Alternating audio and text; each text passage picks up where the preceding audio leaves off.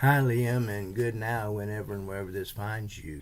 Well, I know you're a busy man and you're in flux and trying to working on your path forward. Well, so are we at the American Union. I wanted to make a little video how what you're saying feeds into the American Union and how they can work together. Here's some clips to pave the way for that idea.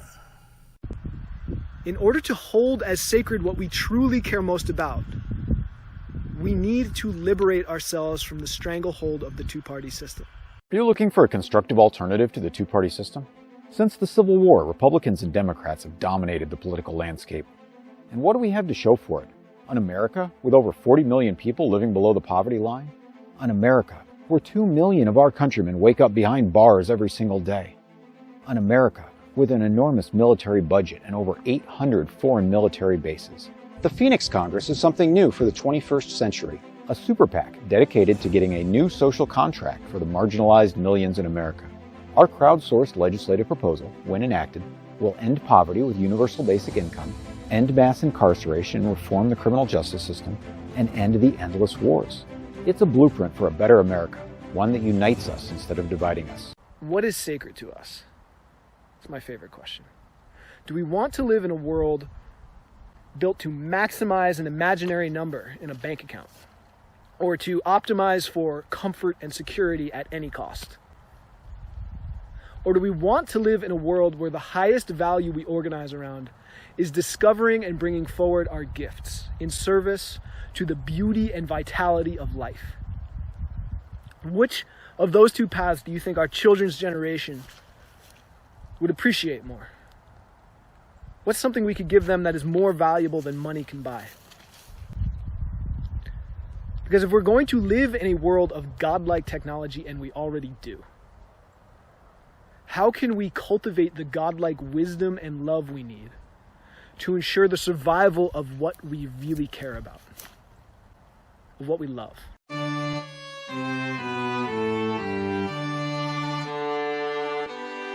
Welcome to the Phoenix Congress, 21 public hearings on the 2022 legislative package, where we are writing a blueprint for a better America.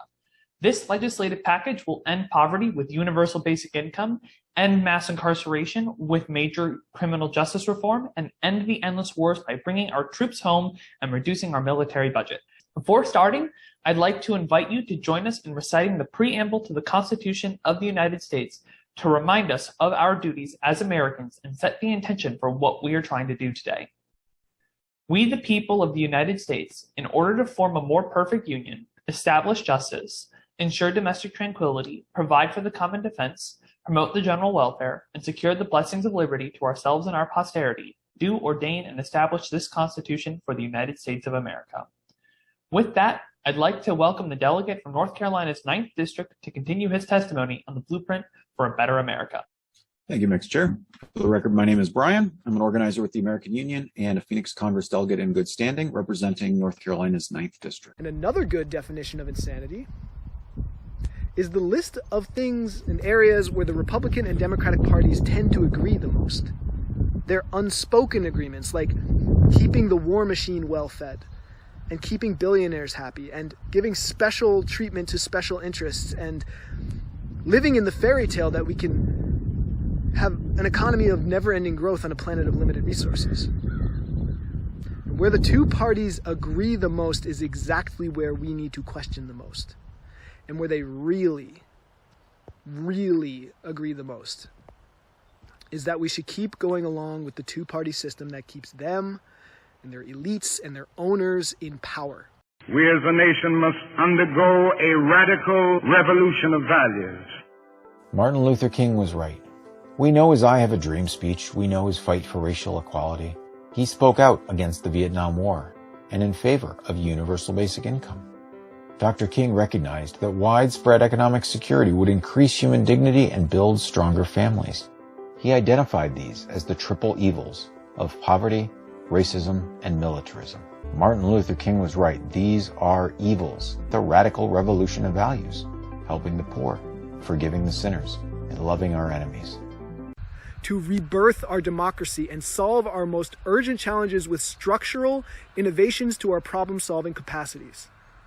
I am not saying I have all the answers, but I am saying together we can build the solutions we need if we change the technology, the social processes, and the mindsets we use to solve problems. I think you can see there's a common thread here of ending the two-party system and moving forward.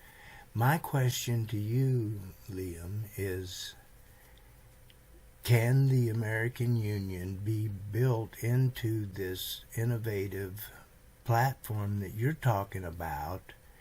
And I would love to hear what you have to say about it, and hope to see you Tuesday.